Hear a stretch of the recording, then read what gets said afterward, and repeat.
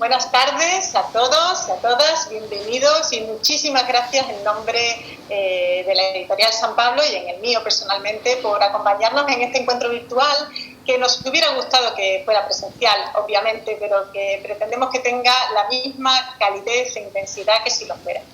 Les hemos convocado hoy, como saben, para presentar un nuevo libro del sacerdote José Antonio Fortea, afamado escritor que ha publicado numerosas obras a lo largo de su vida, siempre con notable éxito. Sus libros se han traducido a una decena de lenguas y, para que se hagan una idea, cuenta con cerca de 170.000 suscriptores solo en su canal de YouTube. El otro día comentábamos que es más que el órgano de comunicación oficial del Vaticano. Yo ahí lo dejo. Pero tengo que decir que hoy no presentamos uno más de los libros que acostumbra publicar desde hace años el padre Fortea.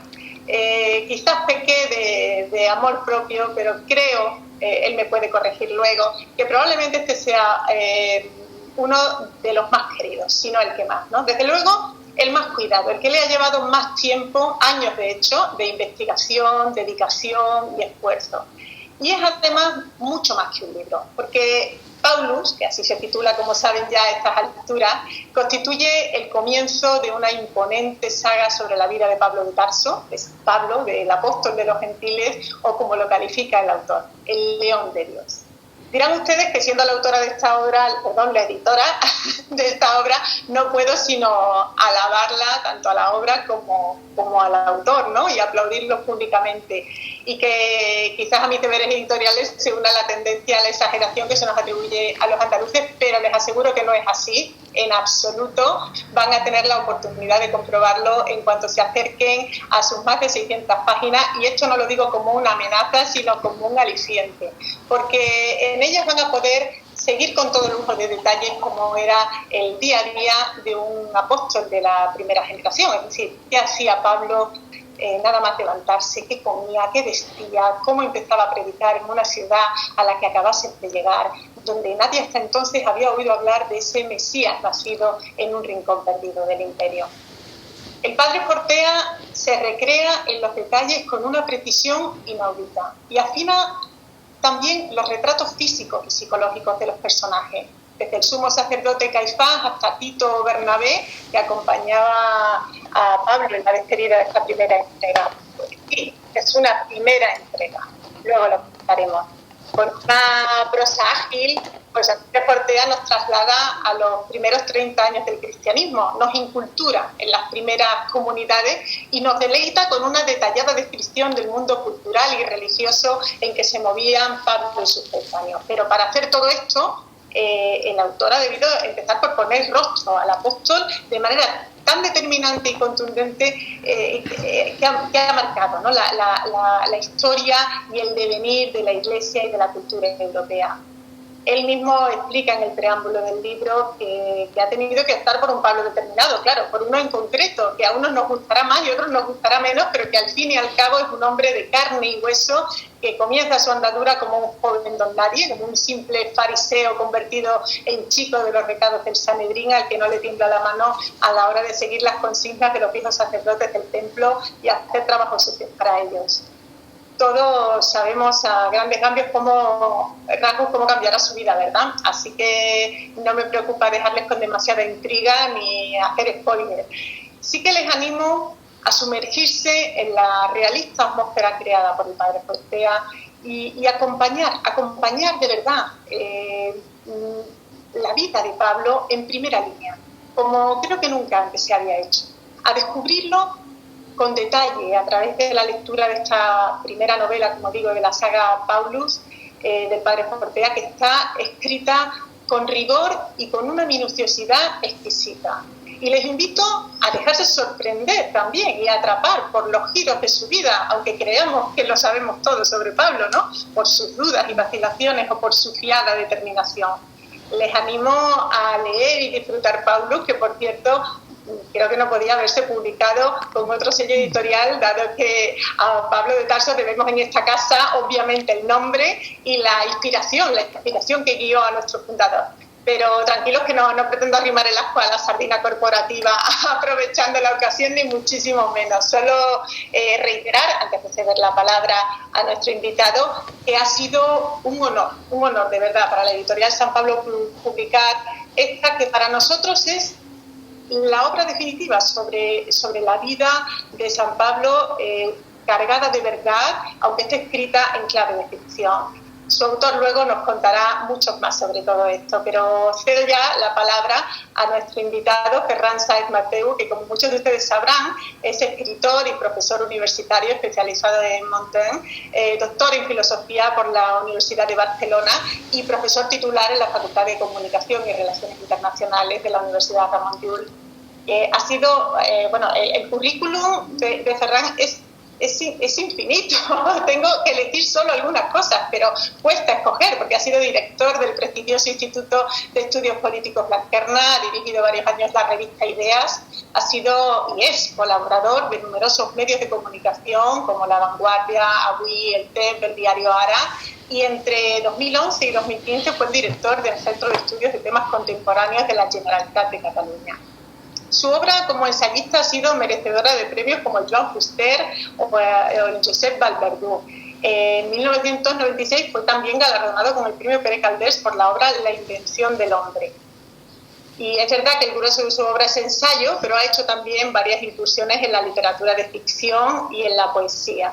Y por si fuera poco todo esto, resulta que además es compositor e intérprete poliinstrumentista. Yo no sé de dónde saca el tiempo y las energías, pero obviamente es todo un honor contar con su presencia hoy aquí en esta presentación. Y vaya por delante, estimado Ferran, nuestro profundo agradecimiento. Le cedo la palabra cuando quiera. Muy amable con su presentación. La verdad es que el honor es mío, y el honor y la satisfacción. Cuando el padre Fortea me propuso participar en este acto, le dije literalmente que no hacía falta que acabase la frase porque la respuesta era que sí, ¿no? Y no es un sí, digamos, no es un sí retórico, sino un sí muy convencido, porque como antes lo has comentado tú, estamos ante una obra de envergadura, no estamos ante un librito, sino de hecho ante el inicio de una obra de mucha envergadura, y por tanto pues no estamos hablando de cualquier cosa, ¿no? Bien, yo plantearé esta presentación de la siguiente manera. Voy a citar algunos textos breves, ¿no? Para que el padre Fortea tenga bien comentarlos o esclarecerlos o como le parezca a él oportuno. Yo no sé si debo.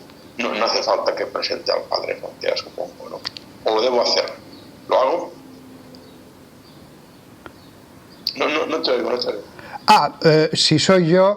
me gustan los autorretratos, pero dejaré que hagan un retrato de mi pobre persona con toda libertad. Adelante.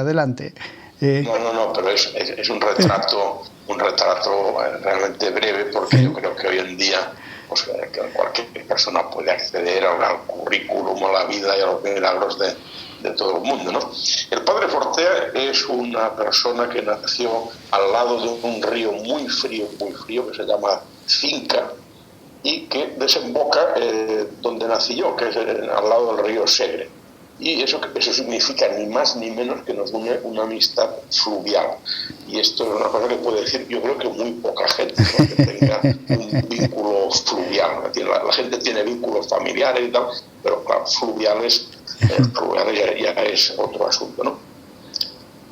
Posteriormente, este río, por supuesto, está en Barbastro.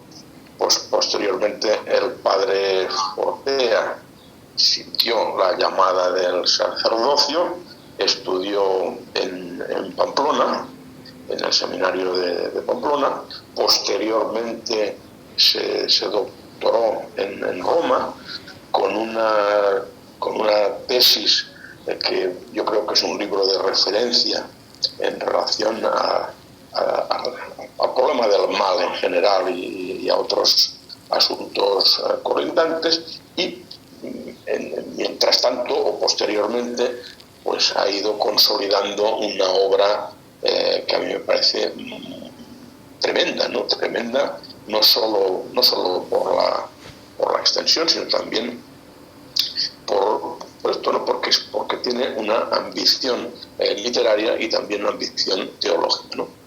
Bien, dicho esto, ya ves que ya es un retrato minimalista, eso no. Dicho esto, me gustaría corregirle una cosa que dice en el prólogo. Dice: oiga, mire, este libro no tiene trama, no tiene... Oiga, no diga esto, hombre.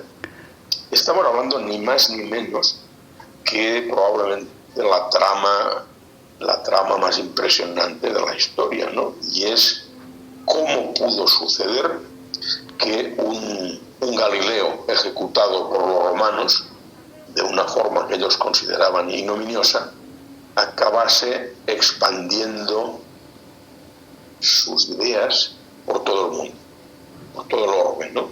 Y es aquí donde entra el papel de Pablo de Tarso, ¿no? Sin el cual probablemente el cristianismo hubiese sido otra cosa muy diferente, y en este sentido ahora sí que tiene trama, ¿no? Paulus, ¿qué es Paulus? Bien, a mi entender, este libro, y es tal como voy a dividir estas cuestiones que le voy a formular al padre Forteano.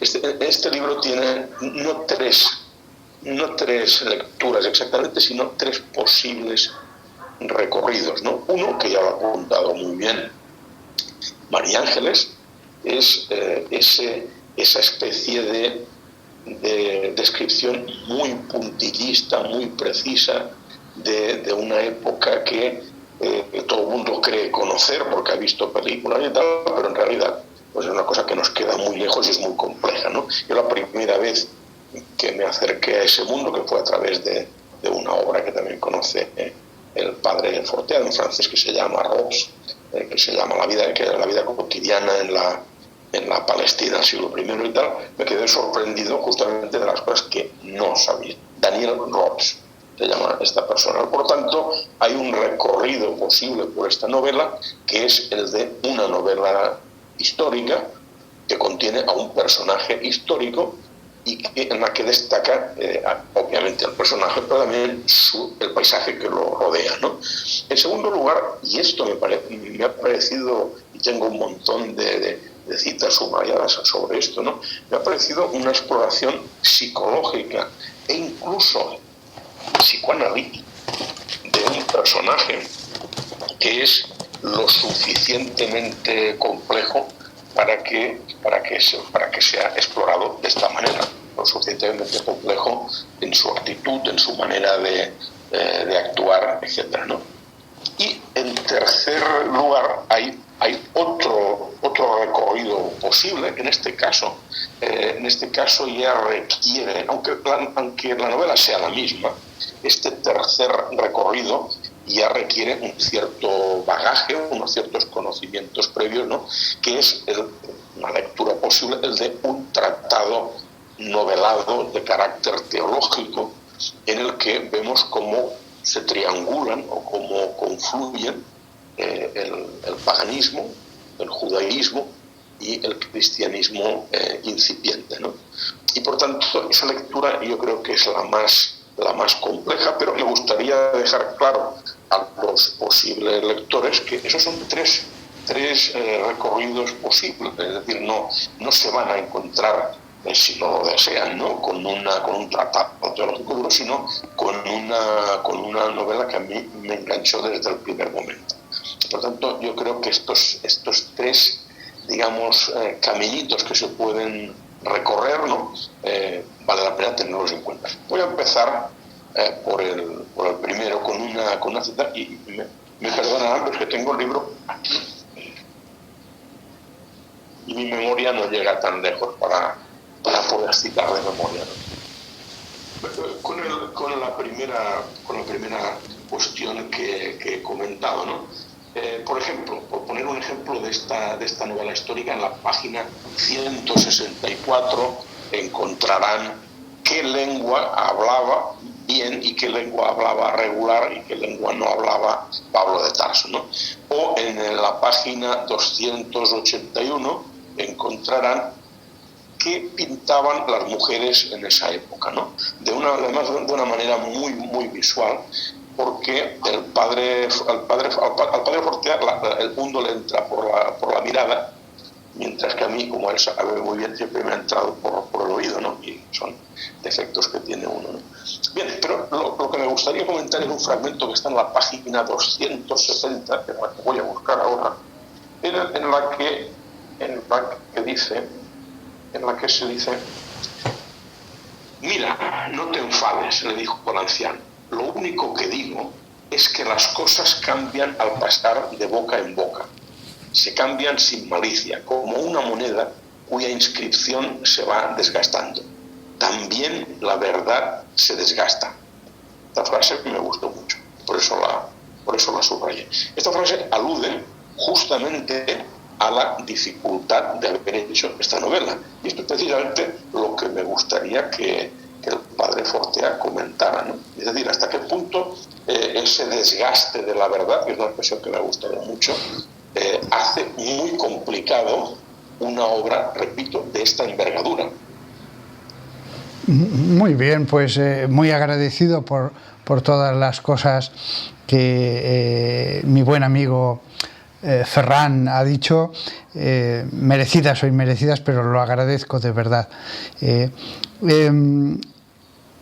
Cuando tú señalabas los distintos aspectos de la novela, hay que decir que Ferran, profesor de universidad, filósofo, persona que ha leído a San Pablo toda su vida, es un poco el lector ideal. Hay libros que tienen lectores ideales y esta novela también. La gente preferirá siempre Harry Potter, eso está claro. Harry Potter y que nos digan otra fórmula para que se produzca que un personaje queda suspendido en el aire. Cada lector tiene sus libros, y el hecho de que haya señalado esas facetas demuestra que lees lo que se dice y lo que no se dice en un libro. Además, no quiero dejar de citar un detalle de lo más nimio que aparece en la novela acerca de unas boñigas de camello que había en la calle y que después Pablo da el pan, y él, como buen filósofo, pero además amante de la literatura, se preguntó: oye, aquí hay una intencionalidad. Justamente en ese pasaje no, pero eso demuestra que uno puede leer hechos y leer cosas detrás de los hechos. La novela está llena de eso, aunque en ese pasaje justamente no había una intencionalidad. En ese sentido, hacer la novela ha sido una aventura, porque me daba cuenta de que habría lectores que sí que leerían todo, lectores que aprovecharían hasta la última palabra, y eso es apasionante. Otros temas no te dan esa posibilidad. Y de las cosas que decías, para mí lo más divertido ha sido efectivamente hacer un Vermeer, hacer un cuadro holandés detallista de interiores, de una calle, de una taberna, de tantos pasajes de ese tipo. Pero lo que más... Bueno, y en segundo lugar, en medio de todo eso, ha sido tener que hablar de la mujer en la Iglesia en los primeros siglos, de la jerarquía en esas comunidades, de los dogmas, de los sacramentos. Eso era más profundo, desde luego que sí. Pero la tercera faceta para mí ha sido la más apasionante: profundizar en la psicología de Pablo, profundizar en un ser de carne y hueso, con sus problemas, su carácter, etc. Y eso es lo que he intentado. Bien, era un comentario respecto a las tres facetas. La pregunta en concreto que me habías hecho después, perdona. Era una frase. Sí. Una frase La verdad, sí. La verdad. Cuando dices, es decir, como lo único que digo es que las cosas cambian al pasar de boca en boca, se cambian sin malicia, como una moneda cuya inscripción se va desgastando, también la verdad se desgasta, ¿no? Y por eso te decía, claro, en este sentido, para recuperar lo que ha recuperado, pues esto es una tarea titánica. La gran novela, el gran tema de la novela, por supuesto, es la verdad. O sea, contando la vida de San Pablo, realmente existe la verdad, y esa verdad es la de los dogmas, es la verdad del Vaticano, es la verdad de los medievales que creían en San Pablo, sin conocer todos los detalles que he dado, pero la esencia sí que la conocían. Ese es el Pablo verdadero. Yo sé que a la hora de escribir una novela como esta, una versión más escéptica, más crítica, hubiera sido más creíble por el público actual. Pero claro, la gran cuestión es si existe Dios o no existe Dios. Si existe Dios, el Pablo del que hablo pudo perfectamente existir. Si no existe Dios, evidentemente el Pablo que existió es otro personaje totalmente distinto. Y entraríamos ya allí en todas las teorías críticas que hacen de Pablo, unos lo ven de una manera, otros de otra. Alguien puede decir, hombre, eso sería muy interesante. Sí, pero como hipótesis filosófica, imaginemos que existe Dios, y ese Dios es el de Trento, es el del Vaticano II, es el de los obispos del Vaticano I.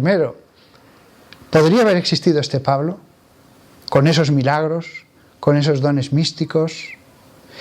A mí me parece esa la opción más apasionante. Un Pablo sin Dios, un Pablo natural que es meramente hombre y que cuando muera va a ser como cualquier otro personaje de su generación, era más fácil de escribir. Lo formidable es, ¿y si la historia más bella fuera la verdadera? Esa es mi Pablo. Ese es mi Pablo. Y en ese sentido, las reflexiones acerca de la verdad y la crítica a la verdad católica son constantes, porque el mismo Pablo, que ayunaba, que pasaba noches sin dormir, que pasaba frío, una y mil veces se le vendría a la mente eso. Pero vale la pena matarse por todo esto. Es más, la figura de Pablo, de Hechos, me parecería mitologizada si no fuera porque tenemos a otros Pablos que han estado con leprosos en una isla de Filipinas en el siglo pasado, o el padre que se fue al Sáhara francés, el padre a evangelizar, Foucault, eso. Es decir, hemos tenido muchos Pablos que, si hubieran sido personajes medievales, hubiéramos dicho, bueno, aquí el geógrafo se ha pasado. No, hay Pablos. Y ese es el Pablo que yo escribo, la historia más bella, la historia del Pablo más sublime.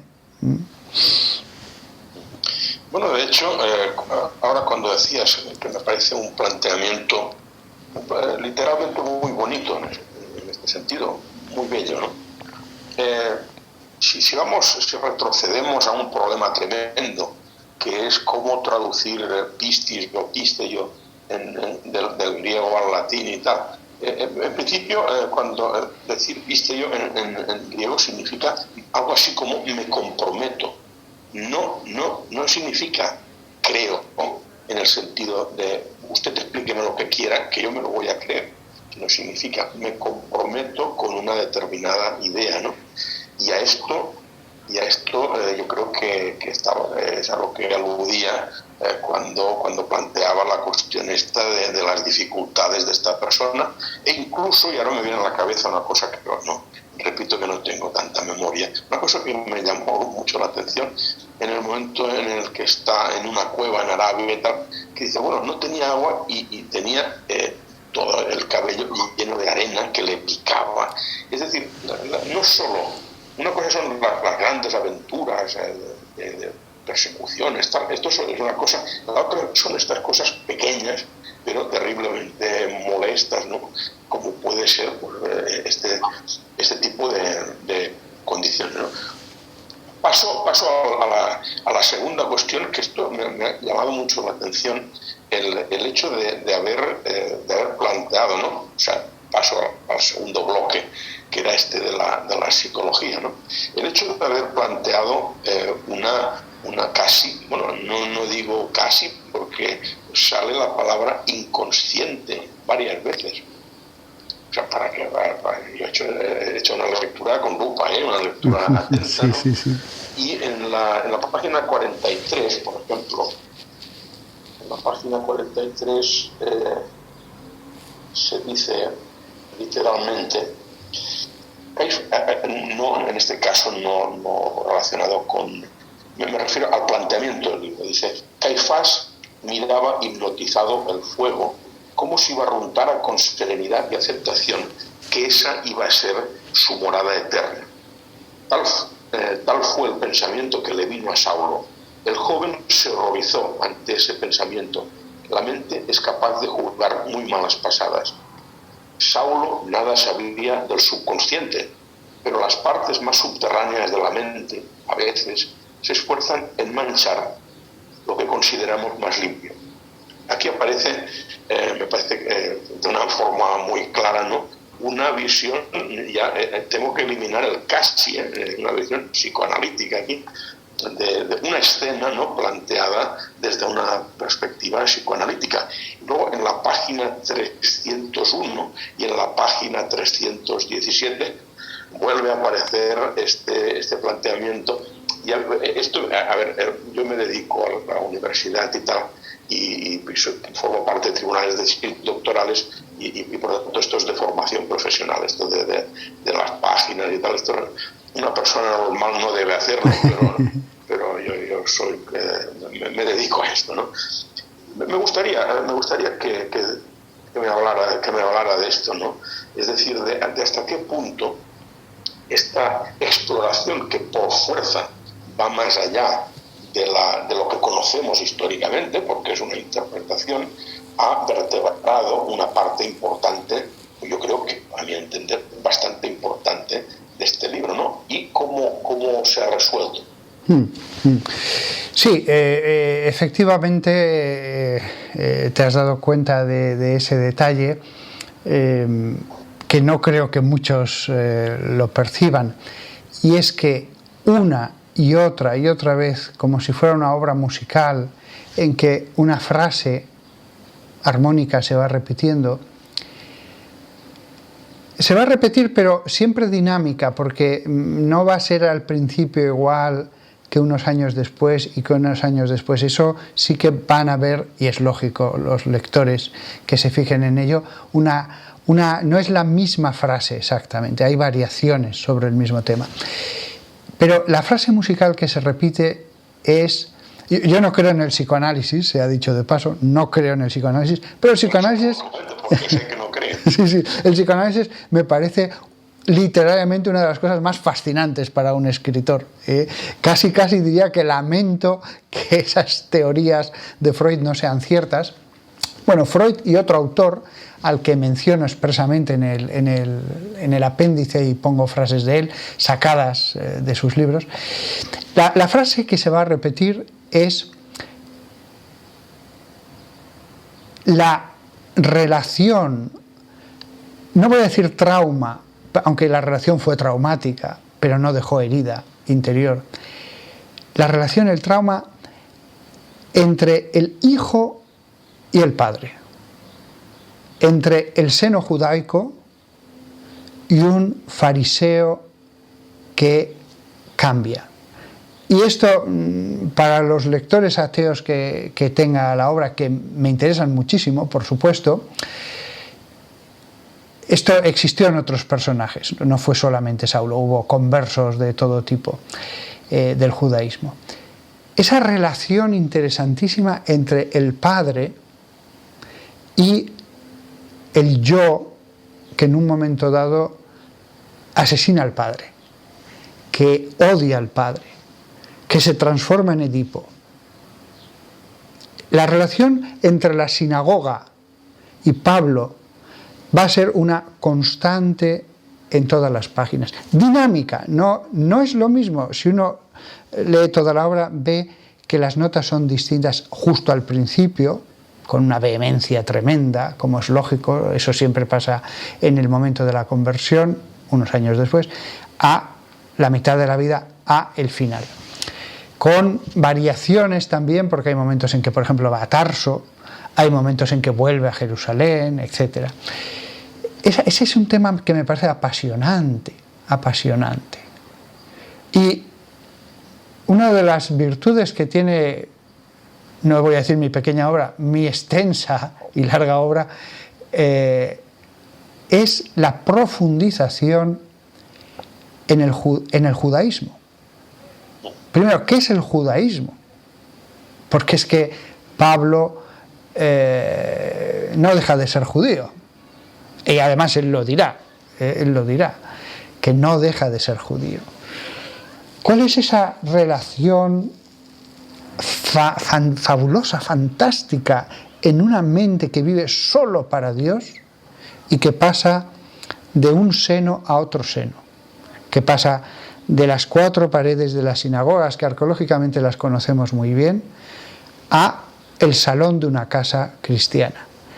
Y no sé hasta qué punto muchos lectores se darán cuenta de ese tono freudiano que tiene el libro, pero es cierto que existe, Muy bien, adelante. No, y hay otros, por ejemplo, en la página 301, como comentaba antes, me refiero porque no es una cosa, como tú sabes, puntual, ¿no? Dice, Saulo, es la página 301, los había seguido a esos 3 templos, alejándose cada vez más del grupo.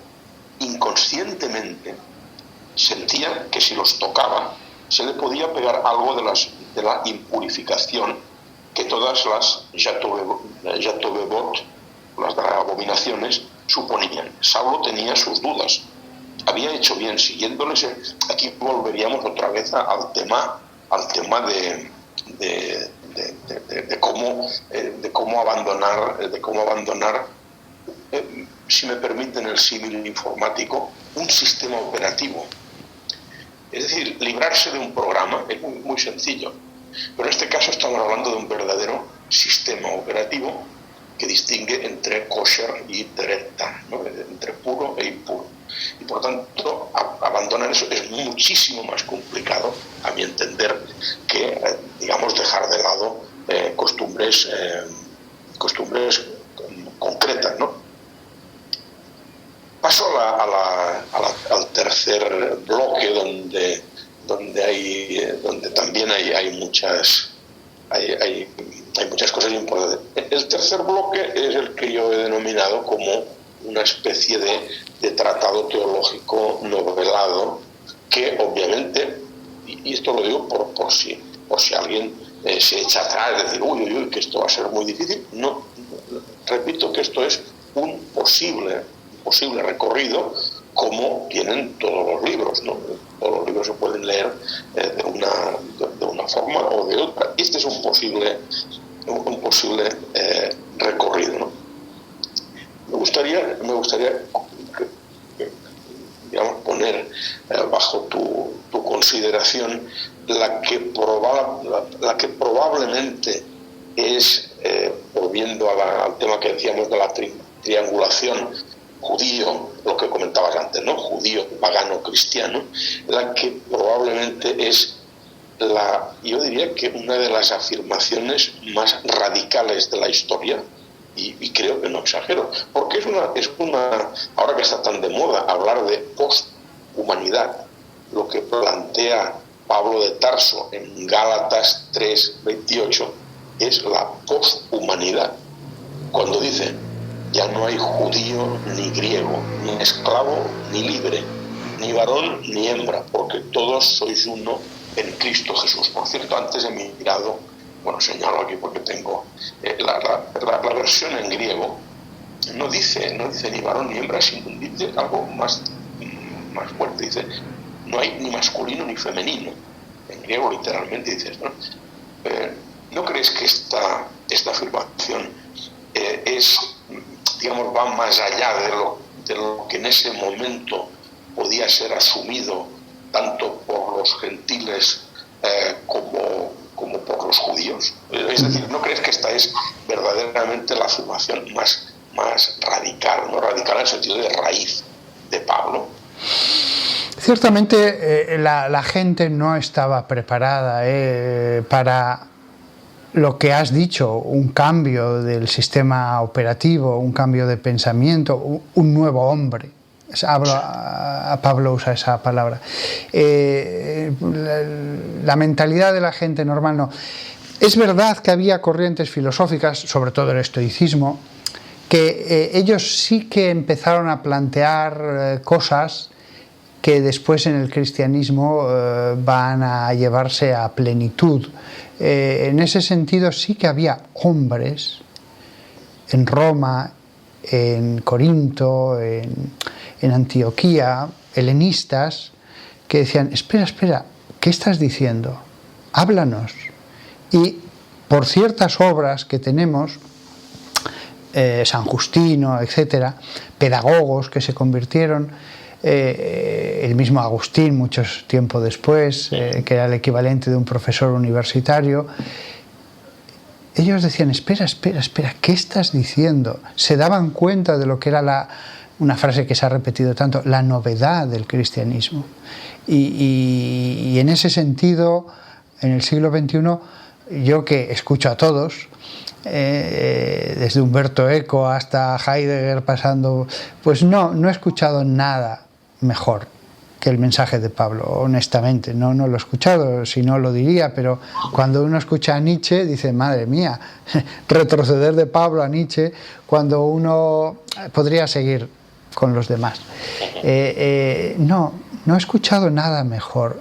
Y ciertamente Pablo le importa ya un bledo el Imperio Romano, porque le importaba un bledo eso antes como buen judío, y después lo mismo. Él ya ve a los humanos como familia humana, los ve como la familia de los hijos de Dios.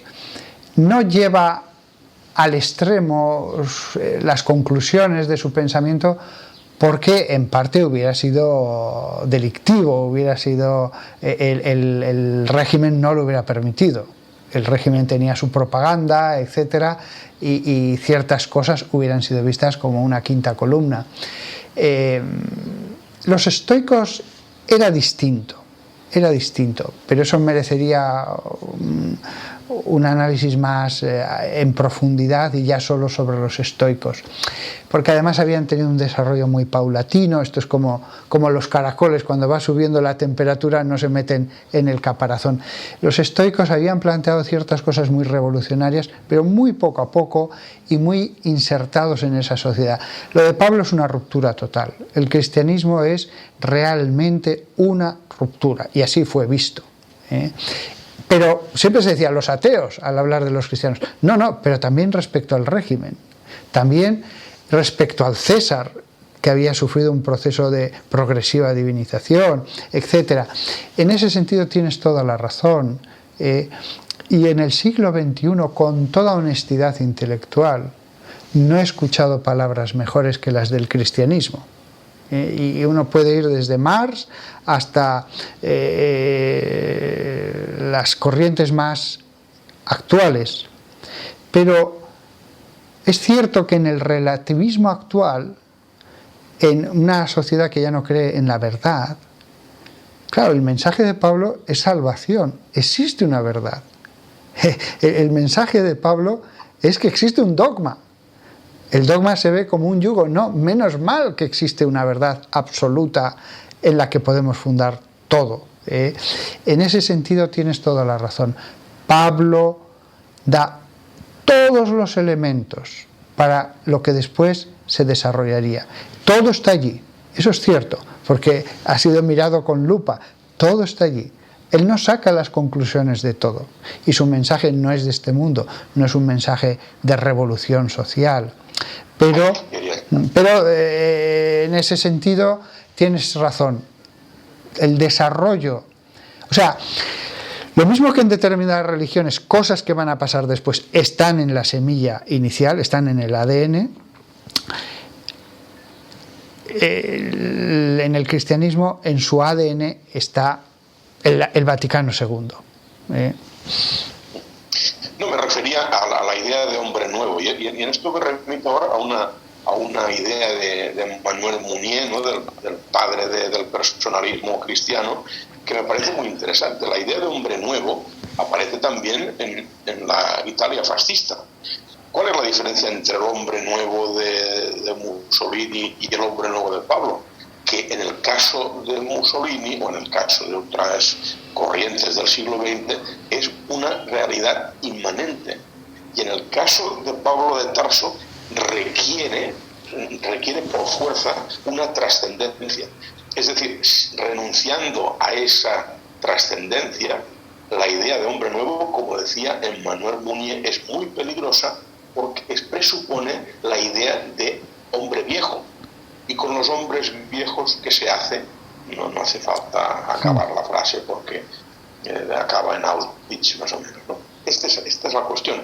Es decir, lo que se pone encima de la mesa es justamente el papel de esa realidad trascendente a la hora de repensar este tipo de cosas. Y hay otro personaje muy curioso que se llama Jacob Dawes, que tiene un libro que se titula La teología política de Pablo, en la que también aparece esta cuestión, ¿no? Paso a otra cuestión que también me ha gustado muchísimo, como la plantea, ¿no? Me ha gustado mucho porque además me remite a nuestro admirado Borges, que ahora si los dos lleváramos sombrero nos lo quitaríamos, sí, ¿no? sí. Que está en la página 519 y que me recordó, digamos, una cosa muy breve de Borges que está en El Hacedor, ¿no? Y dice así: qué distinto sonaba ese Jesús y sus palabras a los antiguos dioses frigios de la zona, misteriosos, pero sin mensaje alguno que ofrecer. Estatuas hieráticas que concedían favores, pero de cuyos labios no salía ninguna respuesta acerca del sentido de la vida, y mucho menos una doctrina de bondad, una verdad que diera esperanza a la existencia. Sus dioses eran vengativos, se los podía invocar para castigar. Lo que decían esos apóstoles era bello, sonaba a una belleza siempre ansiada. Es decir, yo creo que tal como lo planteas tú, y ahora llega el momento de que me corrijas, el cristianismo aparece en un momento de agotamiento del mundo pagano, en el que una persona medianamente culta ya no podía, digamos, tragarse determinadas historias mitológicas y tal, porque eran completamente vacías, es decir, no le aportaban espiritualmente nada, ¿no? Y esto es lo que quería preguntarte, ¿no? ¿Tú crees que ese trasfondo de sustitución de una realidad mortecina, ¿no?, o agónica, tuvo que ver, fue importante en el proceso que comentamos, el proceso que explicas en este libro? Bueno, ellos, los romanos, pensarían exactamente eso, que había un agotamiento, que se había llegado ya a un momento de incredulidad. Cicerón ya lo comenta en sus obras, justamente esto. En ese sentido, eso facilitó, qué duda cabe, y mucho. De otro modo se hubieran encontrado una resistencia mucho más fanática, mucho más dura, mucho más nacionalista por el tema de la religión. Al mismo tiempo, es cierto que estaban floreciendo y con muchísima vitalidad, con mucha fuerza, todos los movimientos de las religiones mistéricas, pero con mucha fuerza. También es cierto que, así como Grecia había sufrido una decadencia incluso intelectual, además de económica, aunque eso también hay que matizarlo, porque en términos absolutos Grecia había seguido creciendo. Lo que había pasado era el esplendor helenocéntrico que tuvieron durante un tiempo, pero las ciudades, todo se siguió desarrollando, el comercio siguió floreciendo, pero esa sensación de cansancio, de tal, en lo religioso sí que existía. Lo que pasa es que lo otro también estaba apareciendo. El meterse en esa franja les permitió predicar. No hubiera sido posible en el primer momento de la República en que no hubieran admitido predicadores. Hubieran actuado de un modo nacionalista y de un modo fanático. Estos están insultando a nuestros dioses, y les hubieran acusado de impiedad y les hubieran muerto. En ese sentido sí que hay una franja en la que pueden actuar, una franja de personas que ya no creían mucho en la religión de sus mayores, y que también les favorecía ese eclecticismo religioso que había en las masas populares. Se podía creer un poco en todo, y así era. En ese sentido, la plenitud de los tiempos en que aparece el cristianismo es un momento óptimo. Si existe Dios, no aparece el cristianismo en cualquier momento, aparece cuando tiene que aparecer, en cuanto a comunicaciones, en cuanto a unidad política para poderse trasladar, en cuanto también a esto que acabas de decir.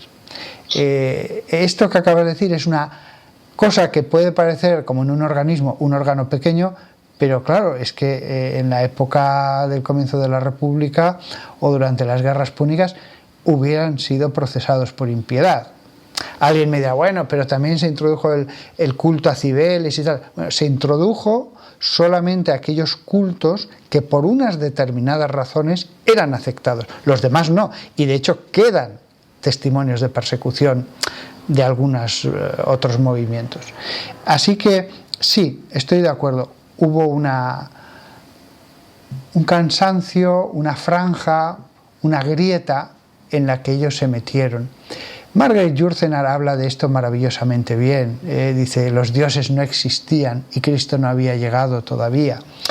Es cierto, el cristianismo aparece en el momento justo, y aún así lo que costó, a pesar de estas facilidades. Esto solo un apunte, porque yo no sé, esto María Ángeles lo dirá, yo no sé el tiempo que disponemos y tal, lo digo. Te agradezco el pie porque estaba a punto de... Por eso. No, es que ya he dicho antes que soy muy neurótico, y esto de la puntualidad, pues... Nada, fenomenal. Me lo están poniendo muy fácil. Tenemos todavía margen, pero es verdad que hay bastantes preguntas en el chat y sería una pena que no diera tiempo a contestar. Entonces, lo que podemos hacer, Ferran, si le parece, es que si usted quiere comentar algo... No. Que Ferran comente algo, porque los que estén ahora mismo conectados están escuchando al lector ideal, al libro que se entrega al lector como iba a poner un ejemplo del Cantar de los Cantares, pero no. En ese sentido, si tienes alguna cosa que comentar, te escucho, porque en el arte de preguntar hay más inteligencia a veces que en el arte de contestar. A veces el lector sabe más que el autor. A veces el lector aprovecha un texto en matices que ni se le pasaron por la cabeza al autor. En ese sentido, por favor, si tienes algún comentario, pregunta, juicio, glosa que hacer, por favor, hazla, porque para mí es un deleite escucharte. Lo que lamento es no haberte tenido al lado cada vez que escribía un capítulo para decir, a ver, háblame. Creo que ha quedado mejor así. Yo creo que nos hemos de ceñir a lo que pregunten lo que consideren oportuno las personas que están escuchando, ¿no? Ha sido un deleite para todos escucharle, Ferran, y espero que siga interviniendo a lo largo de lo que nos resta de presentación. Pero sí que creo que puede ser interesante añadir a este maravilloso diálogo que están manteniendo algunas de las preguntas que han lanzado los lectores con bastante conocimiento de la obra y de la trayectoria del padre Fortea y con también bastante inteligencia de buen lector. Así que, Álvaro, si te parece, nos vas lanzando algunas de esas preguntas. Pues buenas tardes, padre Fortea, buenas tardes. Muy buenas. Vamos a empezar,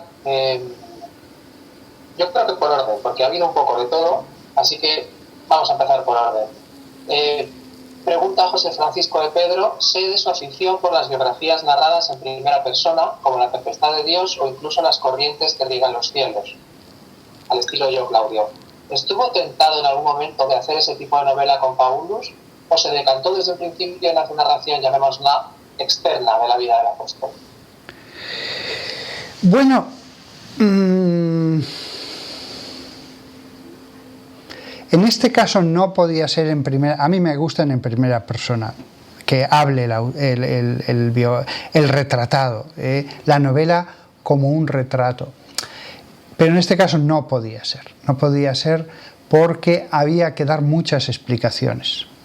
Y esa fue la única razón por la que me decanté porque hubiera un narrador omnisciente que además daba explicaciones con términos actuales, porque si no era muy complicado que en algunas cosas se aclararan los lectores, porque usar medidas, etcétera, de la época, pues no era tan fácil. Así que tuve que hacerlo con un narrador, cosa que lo veo positivo para cuando fuera conveniente dar una explicación de tipo social, de tipo económico, lo que fuera. Bien, en relación con la primera persona, también, y de alguna manera con usted como autor, hay dos preguntas relativamente parecidas. José Francisco de Pedro comenta que encuentra varios paralelismos entre su historia personal y San Pablo. Ambos tuvieron un encuentro particular con el Señor que les dio un vuelco en sus vidas. Usted es teólogo de profesión, San Pablo fue el gran teólogo de la Iglesia primitiva. Usted ha emprendido viajes para llevar el Evangelio a lugares. ¿Cuánto hay del personaje de San Pablo inspirado en la vida personal del padre Fortea? Y a la vez, ¿batalló usted para que el Pablo de su novela no fuera una autobiografía? Esta última parte de la pregunta, la hace Mario Espinosa. No batallé para que no fuera una autobiografía, eso desde luego quise meterme en él, pero sí que es verdad que me siento muy identificado en muchas cosas porque, pues, lo que acaba de decir usted, él era teólogo, era predicador, era pastor, viajaba, etc. Lo que pasa es que Pablo era una persona muy dinámica, que le gustaba la batalla, le gustaba. Yo soy una persona más tranquila, más de horarios regulares, soy más como el cardenal Ratzinger, y Pablo era otro. Pablo es muy vehemente, yo personalmente, y con la edad cada vez soy, por usar el símil de Claudio, el emperador, en Claudio, el dios, el rey tronco, pues que las ranas salten por encima, que no voy a hacer nada, cada vez soy más flemático. Pablo no, Pablo hasta el final es un hombre con mucha sangre en el cuerpo y eso se ve en muchísimas partes de sus cartas, pero sí, que usé partes, sí, que me sentí, no identificado, que sentí cómo tenía que sentirse Pablo en su época, sí, porque realmente cuando uno hace muchos viajes y viajes largos de más de un mes, cambiando de ciudad continuamente, pues uno empieza a entender cómo se podía sentir Pablo. Yo he hecho varios viajes de un mes en que cada día iba a una ciudad. Ahora ya sé cómo se siente Pablo. Alguien me dirá, hombre, pero es más cómodo ir en un avión, sentado, te dan la comida en la bandeja.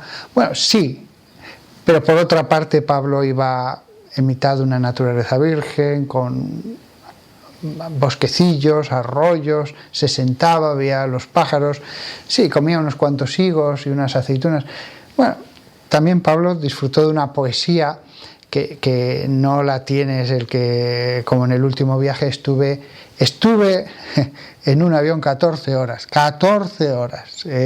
era, claro, menos mal que me dio por dormir, no sé por qué me entró tanto sueño, pero si no es para perder la paciencia. Entonces, sí, cada época tiene sus incomodidades y sus ventajas. Yo comprendo un poco cómo era Pablo, pero para ver lo que era Pablo debería ser un viajero del siglo XIX como Foucault en el norte de África. Eso era Pablo, y la verdad es que los viajes tenían muchas incomodidades, y sobre todo ir a un lugar desconocido donde no te conocían, donde no había tarjeta de crédito, y si te robaban, pues te robaban. Yo hablaba con uno acerca de este tema, su abuelo y bisabuelo, cuando se iban a Londres, no había tarjeta de crédito, si lo perdías todo, lo perdías todo. Era tremendo. Lo de Pablo, para un hombre actual, era increíble. Aunque hay casos, hay gente, mi primo cogió una bicicleta, y se fue desde Zaragoza hasta Pekín, con la bicicleta. Entonces sí, nos podemos hacer una idea de lo que es el viaje de mi primo y lo que era San Pablo. Era a efectos de un hombre del siglo XXI, era insoportable aquello, era tremendo.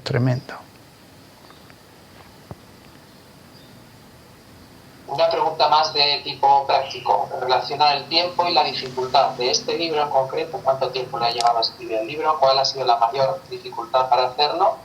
¿Y cómo compara la dificultad de este libro con la dificultad de otros libros anteriores? Sí. Bueno, el libro, pues lo digo en el apéndice, que el apéndice está online, porque habrá lectores que dirán, ¿y por qué dice aquí esto? Pues que vaya al apéndice, y los puntos más conflictivos, todos los más conflictivos, doy razón y explicación del por qué. No quiero ahora equivocarme, pero han sido 10 años, si no recuerdo mal, los que me llevó, pero trabajé primero unos meses, en la segunda redacción otros cuantos meses, en la tercera más meses, pero en la cuarta han sido ya un año entero. Había empezado un mes o 2 meses antes del coronavirus. De pronto se cierran todas las iglesias, la capilla se cierra, yo mismo tengo que celebrar la misa en casa porque tengo el coronavirus. Hay curas por todas las parroquias porque todo el mundo está encerrado en su casa, con lo cual no me necesitan para nada. Siempre tenía que hacer sustituciones y cosas, pues ahora ya no. Con lo cual tuve todo el tiempo del mundo, salvo mi tiempo de oración y las veces que subía al hospital a dar la unción de los enfermos. Bueno, había días que subía 3 veces. Tenía todo el tiempo.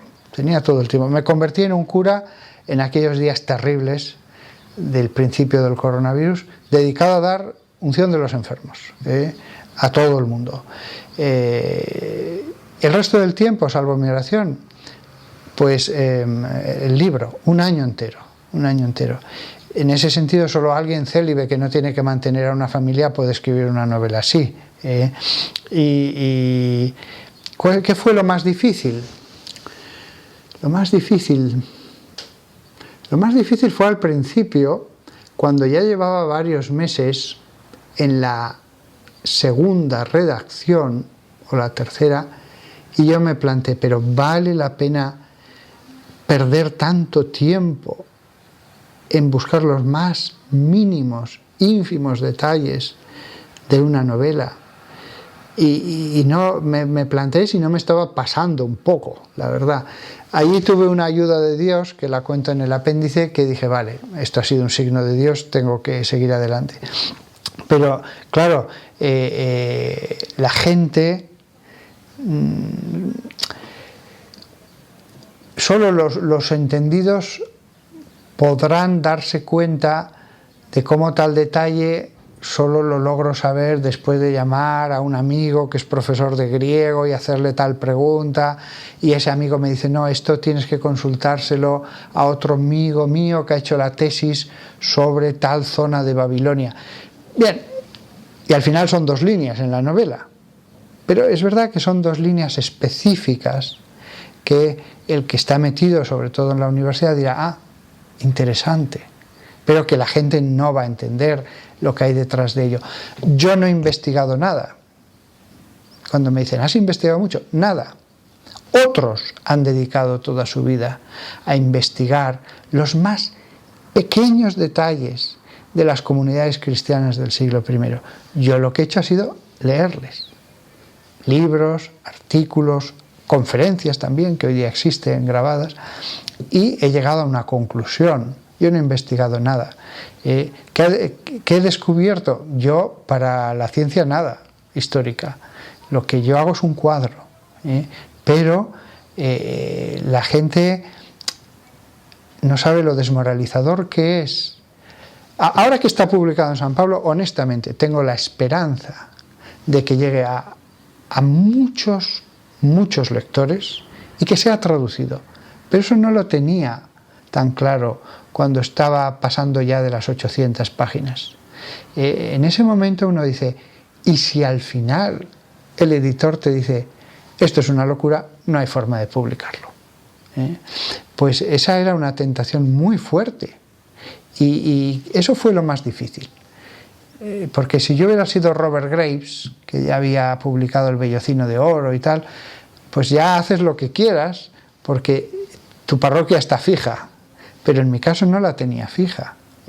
Entonces eso fue muy frustrante, preguntarse si todo ese trabajo iba a servir para algo. Ahora lo veo en retrospectiva y sí, estoy muy contento. Y sobre todo con la editorial San Pablo, porque si al final hubieran contado una editorial pequeñita, cabe la posibilidad de que un año de trabajo lo leyeran solo 800 personas, de las cuales 400 le daba lo mismo leer eso que el Hobbit. Entonces, ahora respiro con tranquilidad, pero la vida del escritor en este momento del siglo es muy complicada, muy complicada. Desde luego el que se meta aquí para hacer dinero y tal está totalmente equivocado, va a sacar más dinero con lo que sea que con el oficio de escritor. Completamente de acuerdo. Y una pregunta, ¿por qué Pablo de Tarso? ¿Por qué ha dedicado todo ese tiempo? ¿Por qué escoge a Pablo y no a Pedro o a Juan o a cualquier otro personaje? La lección era muy sencilla, muy sencilla. De Pablo tenemos tanto. Si yo hubiera hablado sobre Juan, sin ninguna duda todo hubiera sido invención. Sabemos tan poco, o de Judas Tadeo, pero de Pablo sabemos mucho. Uno puede leer artículos de Oxford. En Oxford hay libros maravillosos de estudios históricos sobre esta época, que uno dice, pero ¿cuánto se puede sacar? Los santos padres hablan de Pablo, del momento, por ejemplo, de la creación de los evangelios. De otros autores hay muy poco. En ese sentido, Pablo me permitía yo mismo disfrutar del acto de descubrir. La novela es el acto de descubrir transmitido a los demás. La novela es la pasión por sumergirse en una época y cada vez más, y una cosa te lleva a otra, y otra. Esa pasión que yo sentí es la que intento que los lectores tengan. Cuando una cosa se escribe con pasión, los lectores lo perciben. Y para escribir 2400 páginas para un solo personaje hay que tener mucha pasión, y yo la tuve, lo reconozco que la tuve. Y también lo que hizo que apareciera la novela es la primera escena. El comienzo de la novela, aunque yo soy el autor, me fascina. Es que me parece fascinante. Yo mismo, yo creo que allí me inspiraron, pero es que me parece una escena que para una película todo el mundo... Es muy importante. Es verdad, es verdad. Entonces, la novela nace también de esa primera escena. Cuando tuve la primera escena, dije, aquí hay una novela detrás. Aquí hay una novela detrás. Sí. Hablando de inspiración, pregunta Mario Espinosa, en una entrevista suya oyó que había dicho que percibía una cierta inspiración por parte de los ángeles cuando escribió su libro sobre el mundo angélico. Pregunta, ¿percibió alguna inspiración por parte de San Pablo al escribir esta novela? No. Es verdad que cuando escribí mi libro sobre los ángeles, sobre la creación de los ángeles, todo se agolpaba en mi mente y yo solamente tenía que escribir. Pocas veces he sentido la inspiración en su sentido más puro. Que ojo, no estoy diciendo que aquí, como el profeta Jeremías, me fueran dictando y yo fuera escribiendo, pero creo en la inspiración natural o sobrenatural. Sin embargo, aquí no. Aquí fue trabajo y más trabajo y más trabajo y más trabajo. Y no aridez, me apasionó, me lo pasé muy bien, me lo pasé tan bien. Cuando Pablo entra en Antioquía, yo vi Antioquía, yo escuché conferencias sobre cómo era la Antioquía de los Orontes, leí artículos en que se describía cómo era la calle principal, cómo eran sus columnas, cuál es el ancho, leí cuál era la economía de Antioquía. Yo viví en Antioquía. ¿Cuáles eran los barrios? Pues no me lo invento, eran los barrios que existían, etc. Entonces me lo pasé muy bien, pero fue picar sobre piedra, no sentí la inspiración. Quiero pensar que haciendo oración los ángeles me pudieron ayudar sin yo darme cuenta, dado que Dios existe, Dios puede actuar invisiblemente, sin darme cuenta a la hora de describir cómo podían ser las iglesias primitivas. Pero desgraciadamente nunca escuché una locución ni tuve ninguna visión. Si hubo esa inspiración fue invisible, yo no me di cuenta, y lo que sí que hubo es pensar y pensar y pensar las cosas y consultar a gente que sabe. Y con toda humildad, creo que este es el gran fresco de la Iglesia en el primer momento. O sea, esta novela es el gran mural, como esas pinturas que a veces en un palacio presidencial o en un congreso ocupan 10, 15 metros de largo. Es el gran mural sobre el cristianismo en su primer momento. Que esa era una cosa que yo deseaba saber desde que estaba en el seminario, y busqué libros y no los encontré. Había una biografía de San Pablo, de un alemán, ahora no me acuerdo, Hofner creo que era, aburridísima, no pasé de la 10ª página, es que aquello era impotable. Este es el libro que yo hubiera deseado encontrarme, pero desgraciadamente ha sido obra del trabajo y de una ayuda invisible. Cuento con esa ayuda, eso seguro, porque se lo pedí al Señor que me ayudara, seguro. No sé si sería capaz de escoger un episodio, antes hablaba de un escenario, no de Antioquía y cómo lo había disfrutado, pero a medida que se va avanzando por la novela, se va cambiando a veces radicalmente de escenario, de contexto, de compañía. Yo tengo mis preferencias, desde luego me quedo claramente con el episodio del desierto, que me entusiasmó, pero quería saber si usted tiene alguna preferencia, si dice, bueno, con este estoy especialmente satisfecho, con este disfrutaba especialmente, este es el que más me gustaría que la gente saboreara como lo he saboreado.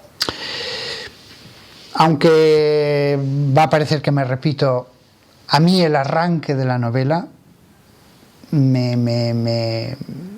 Yo lo he releído por placer.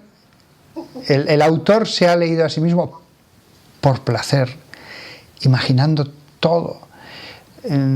Para los que no hayan leído la novela, el comienzo de la novela es una escena en una habitación, y antes de que prácticamente diga nadie nada, aunque bueno, dice alguna palabra alguno, yo creo que ¿cuántas páginas son? Son 20 páginas en que solamente son nada, no pasa nada.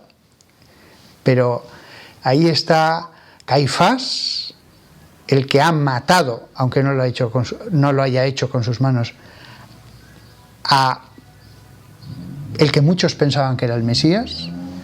Y ahí está, y eso podría explicar por qué pienso así, un segundón de una familia buena, de comerciantes, sin herencia, que al final ha sido enviado a estudiar lejos, a Jerusalén, para ser fariseo.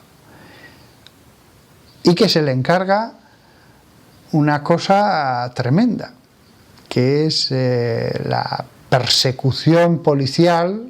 Podríamos decir que esta es una película policial, si fuera una película, la persecución policial de unos disidentes. Claro, es una escena apasionante, ¿Cómo era además la habitación de un sumo sacerdote? ¿Cómo iba vestido?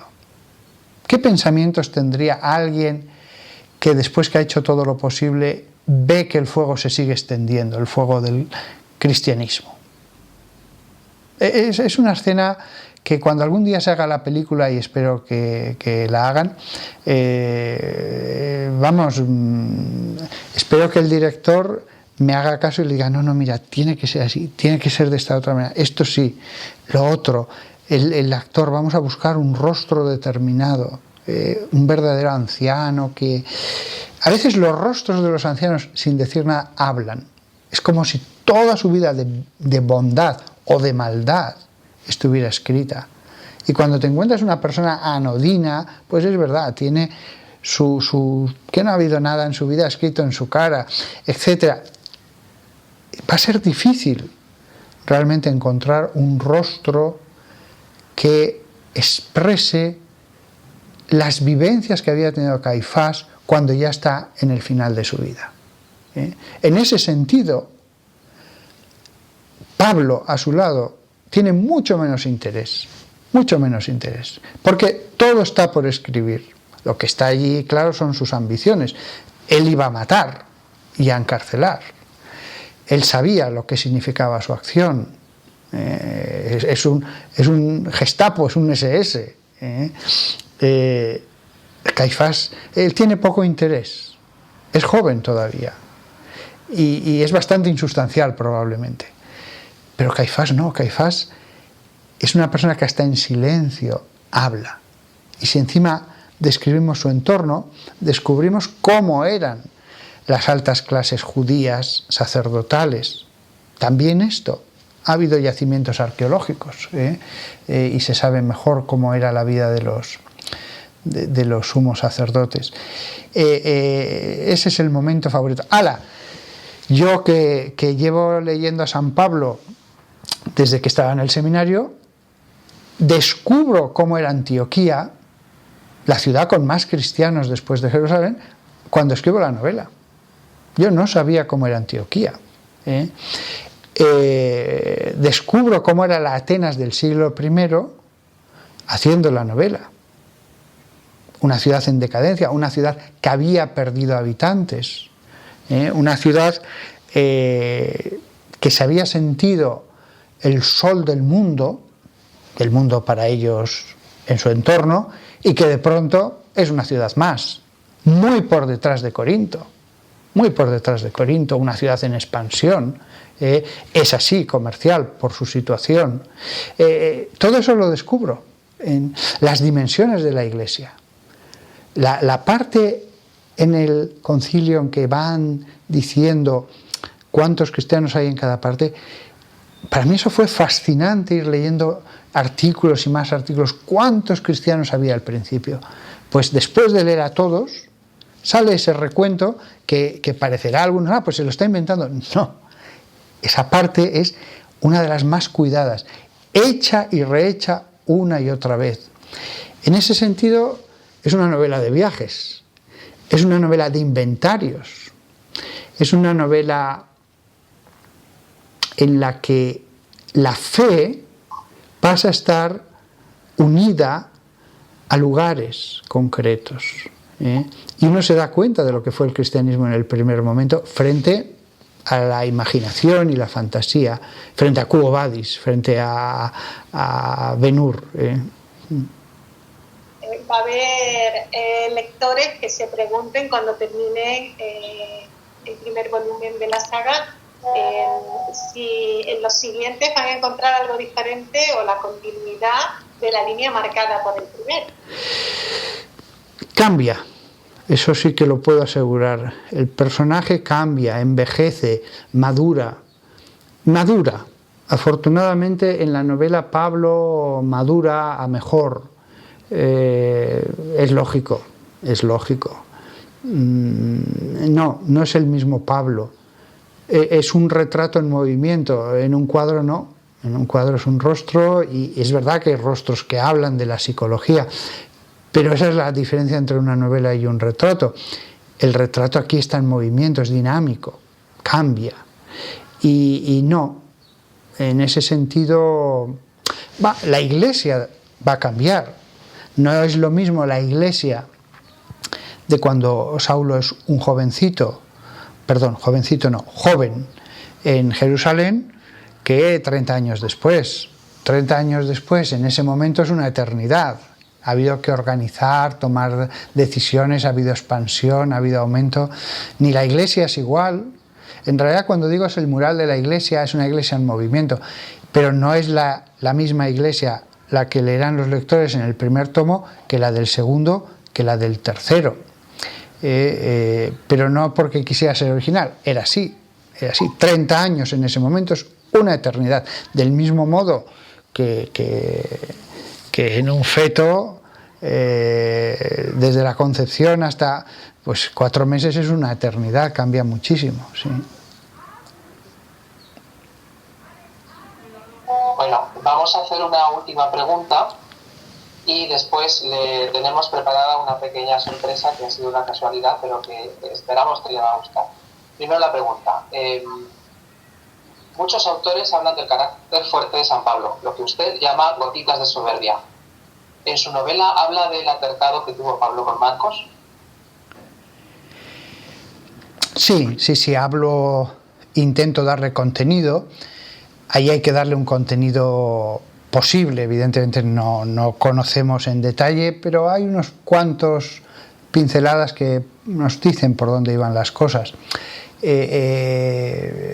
Sale el enfrentamiento con Marcos, sale la famosa cuestión de Gálatas cuando Pedro y Pablo sostienen posturas distintas, aunque en realidad no es que sostengan posturas distintas, es que Pedro reconoce que no ha hecho bien.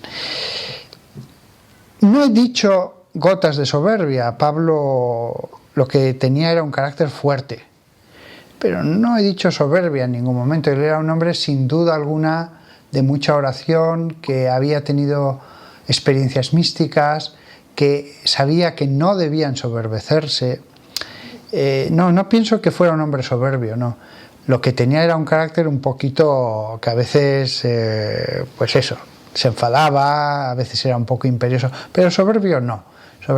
Lo que he dicho del carácter se ha visto desde hace siglos. Cuando uno lee globalmente todas las cartas, se percibe el carácter, eso es evidente. Y más si haces una lectura todavía más crítica, que eso se ha aprendido en los últimos 100 años, pues todavía descubres más matices, porque siempre se ha leído a San Pablo de un modo un poco cándido. Es santo, pues es santo. Se enfada, pues tendrá que enfadarse, pero no, vemos que a veces se enfada, que Dios ha querido que haya rastros de su aspecto humano, como los hay de Saúl y los hay de David, y los hay de otros apóstoles, de los 12, pues también de Pablo. Pero era un hombre humilde, porque era un hombre de mucha oración, era un hombre que sinceramente creía que era Dios el centro de todo. Él se considera sinceramente un servidor, él está sirviendo. Muchas veces hizo seguro las labores más humildes de una comunidad. Todos lo sabemos los que hemos sido párrocos, porque cuando hay que barrer se barre, cuando hay que limpiar una sala porque ha habido una pequeña fiesta de catequistas, pues se limpia. Pablo hacía lo mismo, no le dolían prendas el dedicarse a lo más humilde, sí. Bien, pues vamos a compartir esta pantalla. Dígame si lo está usted viendo. Sí, lo leo. Bien, este es el artículo que acaba de publicar sobre su libro Fernando Bonete en la revista Iglesia. Ah. Sí. Bueno, tengo ya un poquito de presbicia y tendría que perder un poco de tiempo en leerlo, pero vamos, lo veo en la pantalla, sí.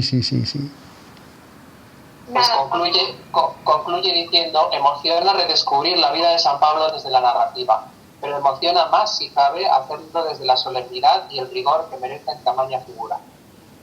Qué bien. Hombre, aquí lo ideal sería si San Pablo pudiera decirnos cómo se siente después de leer la novela. Yo, claro, desde la fe espero algún día ver a San Pablo y me dirá: tú eres el que escribiste 2.400 páginas de... Vaya. Se ha hecho lo mejor que se ha podido. Se ha hecho lo mejor que se ha podido por mi parte. Yo no he tenido ninguna revelación, cosa que lamento, pero no he tenido ningún sueño ni nada que...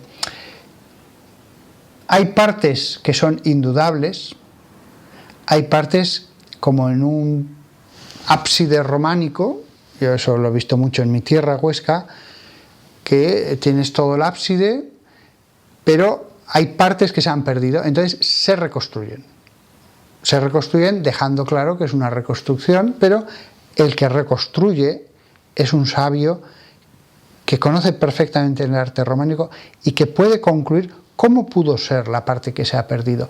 Mi labor artesanal ha sido esa, decir lo que es seguro. Para eso está un largo apéndice que ya de por sí es como un libro, lo que es seguro y lo que es reconstrucción, y lo importante era ver al personaje de carne y hueso caminando por el mundo, predicando, comiendo, teniendo enfermedades, etc. Lo he hecho lo mejor que he podido porque no he trabajado por dinero, he tenido todo el tiempo del mundo.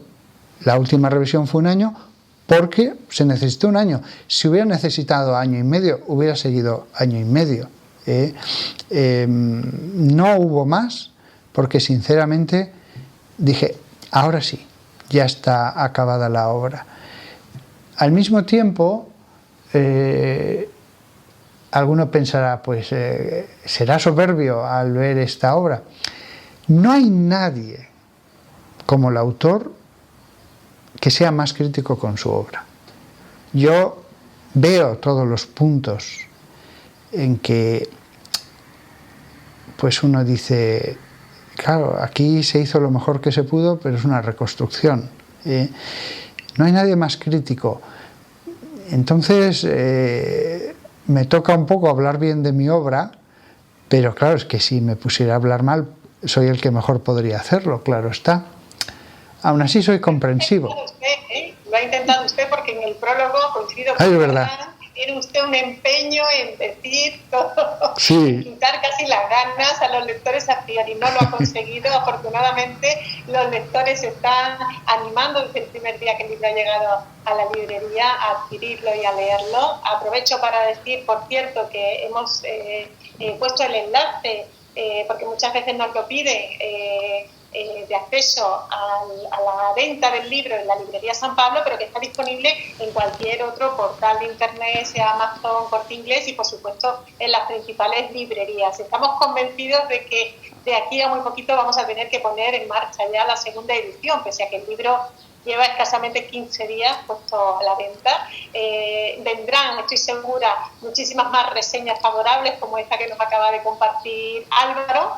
Por desgracia, tenemos que ir terminando este evento. Les dejo a los dos si quieren que digan unas últimas palabras a modo de despedida y ya cerramos este acto. Ferran, si quiere.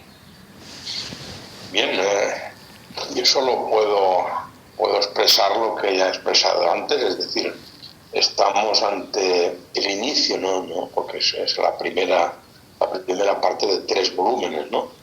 Al inicio de una obra que tiene una ambición que va más allá de la novela y que también va más allá a la vez de un tratado de teología, es decir, que es una cosa interesante porque aúna ambas cosas, ¿no? Y quiero dejarlo claro por si algún espectador me ha malentendido.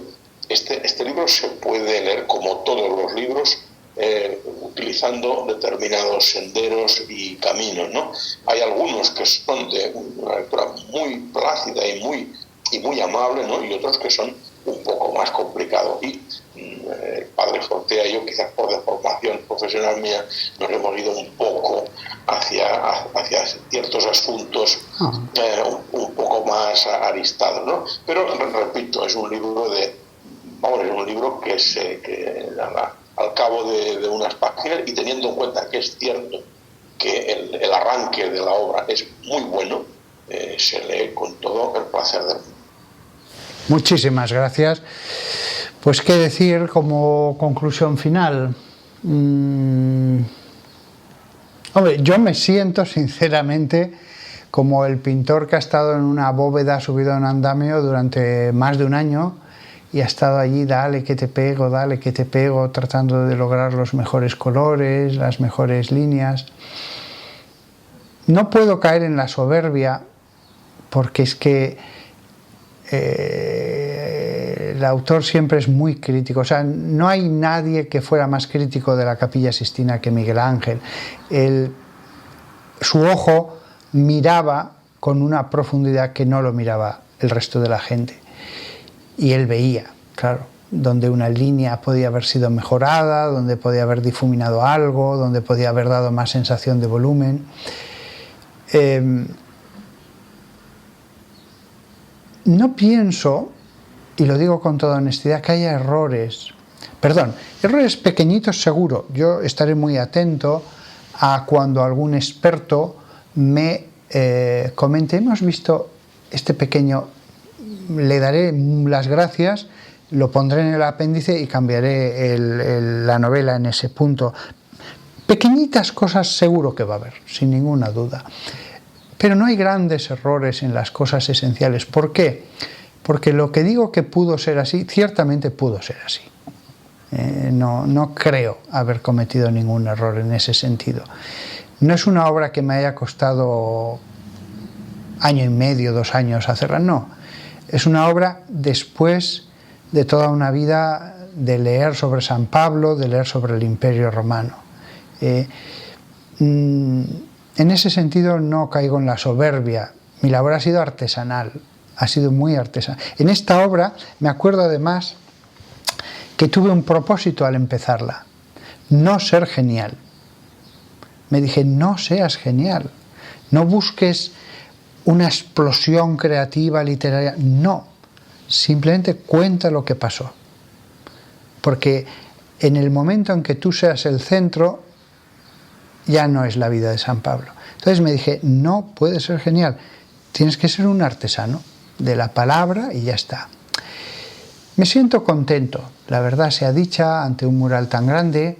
Creo que mucha gente se lo va a pasar muy bien, muy bien. La gente va a entrar en Antioquía, la segunda o tercera ciudad más grande del imperio. Algunos dicen que era Alejandría.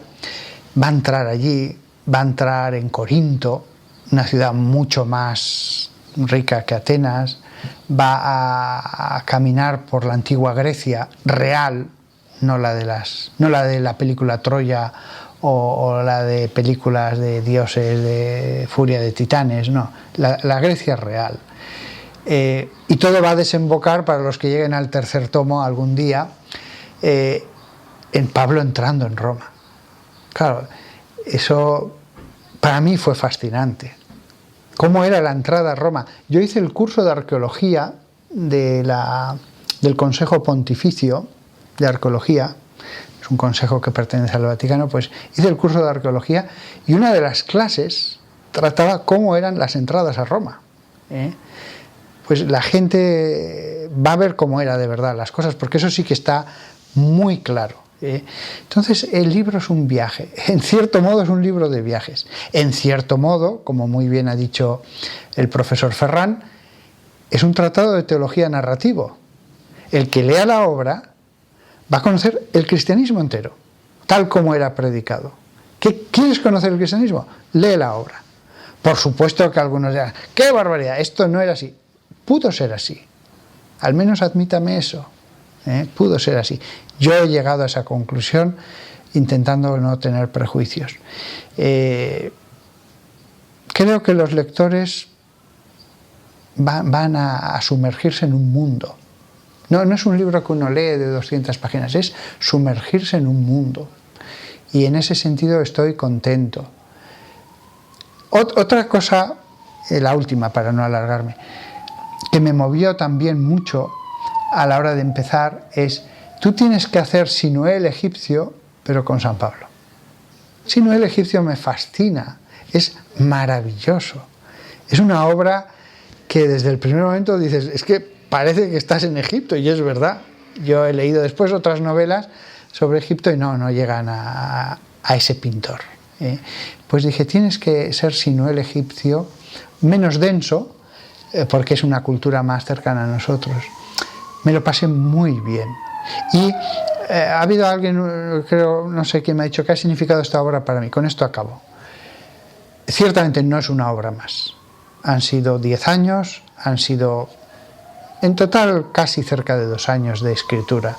No ha sido una obra más, ha sido una de mis grandes obras y quizás esta será una de mis obras más conocidas. Quizás esta me sobrevivirá, yo que soy bastante escéptico acerca de la pervivencia de los autores actuales, quizás esta me sobrevivirá.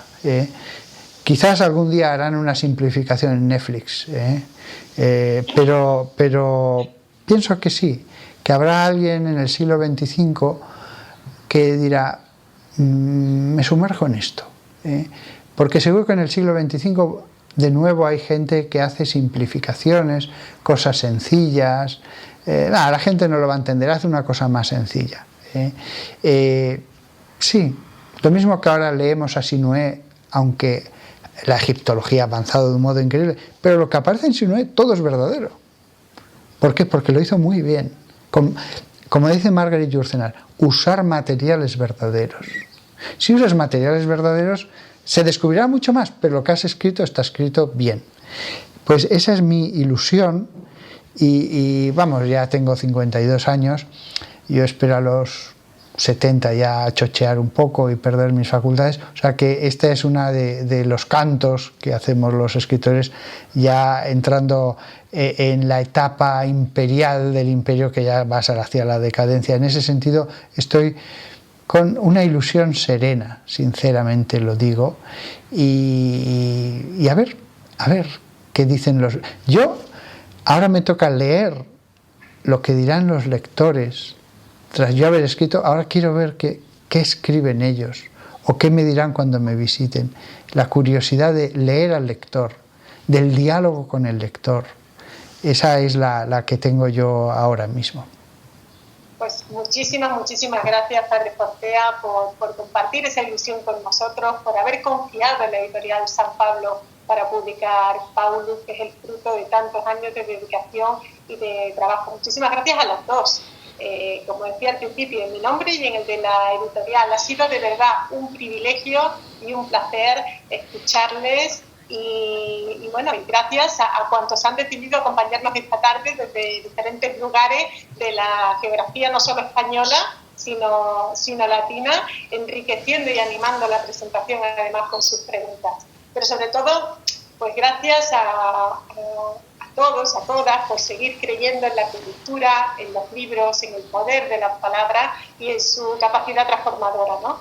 Que en el fondo es lo mismo que confiar en el ser humano y en el futuro, como hizo Pablo, traspasado por su inscripción trascendente. Así que muchísimas gracias a todos por la atención Salud y buenas tardes. Gracias. Hasta pronto.